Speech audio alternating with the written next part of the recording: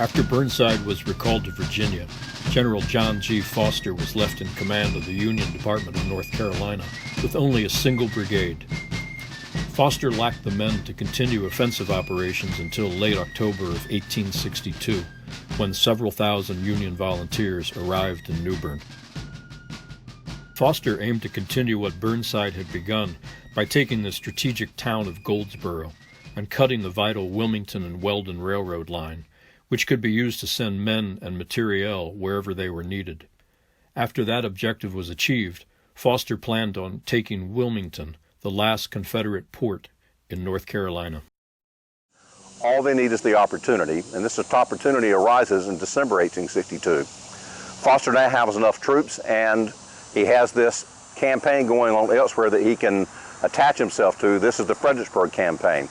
General Ambrose Burnside is now the commander of the principal Union Army in the field in Virginia, the Army of the Potomac, and he's planning to attack Robert E. Lee's Army of Northern Virginia, which is entrenched outside Fredericksburg, Virginia.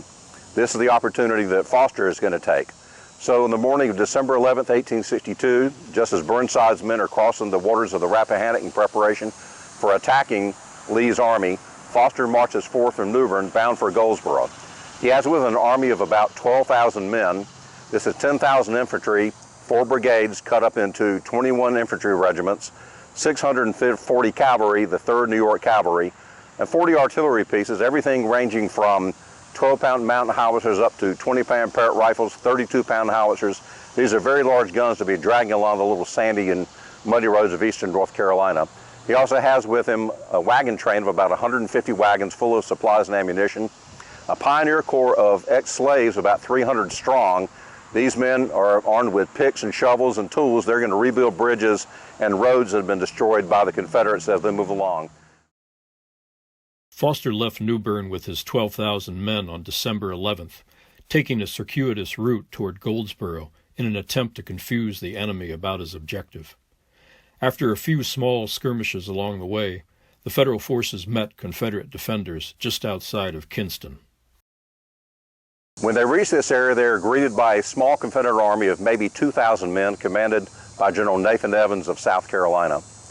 Evans has a 175-foot earthwork on the north bank of the river just to the east side of the bridge, which is going to be manned initially by Mallett's North Carolina Battalion with Boyce's South Carolina Battery. But his main line is going to be on the south bank, and it runs in sort of a semicircular fashion, a rough semicircle, with its flanks resting on or near the riverbank. On both sides of the Wilmington Road, there are swamps, the swamp on the east side being a little bit deeper and more difficult than the one on the west side of the road.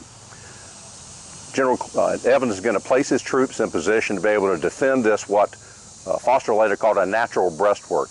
He has with him the 61st North Carolina, several companies of which are posted here at a little church called Harriet's Chapel. Other elements of the 61st are posted on the extreme right of the Confederate line near the riverbank. They are joined there by Mallett's Battalion after it crosses the river to the south bank, the Holcomb Legion of South Carolina troops. Then on the other side of the Confederate line on their right, they have the 17th, 22nd, and 23rd South Carolina infantry regiments. Again, it is a force of about 2,000 men. He does have 3 batteries of artillery, Starr's Battery, which is posted here at Harriet's Chapel, which has 6 smoothbore cannon, Boyce's South Carolina Battery, and Bunting's North Carolina Battery. These are the troops that are going to confront General Foster's troops as they make their way up from the Woodington area of Lenore County up towards the Neuse River Bridge.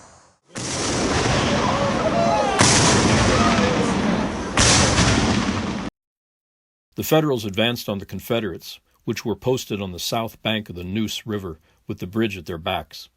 The Union forces struggled to move forward as the woods hampered artillery support, and infantry moving up on the east side of the road got bogged down in the swamps.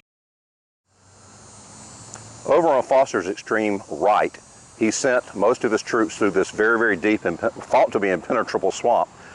These men are led by the 9th New Jersey, 17th Massachusetts. Behind them, the brigades of Wessels and Stevenson. They plunge into the swamp. They have very, very difficult going. Some of the lead troops are slogging their way, being shot at. They can't see who's firing at them. They really can't return fire terribly well. They're tripping, they're falling down in the water. It is very, very tough going. The 10th Connecticut finally makes their way through the swamp along with the 44th and 45th Massachusetts, the 17th Massachusetts, the 9th New Jersey, 103rd Pennsylvania, 96th New York.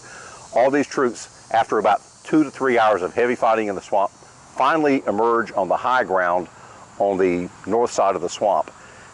They're relieved having gotten out of the swamp, but now their troubles really are even worse. They're now exposed to all of these 3 South Carolina regiments who are firing fast and furious at them, and they begin taking heavy casualties.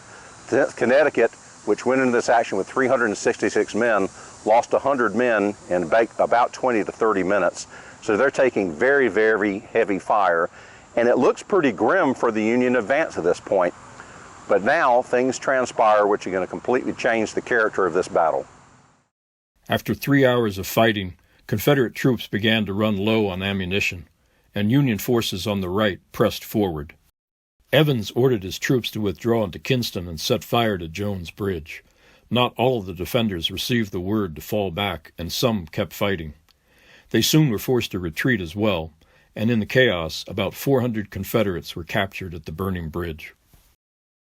Evans regrouped in Kinston, while the Union Army marched toward Whitehall and then Goldsborough. Foster had lost about 160 killed and wounded in the fight. Confederate casualties were 125 killed and wounded, along with the 400 captured, and Kinston was thoroughly looted by the Federal troops.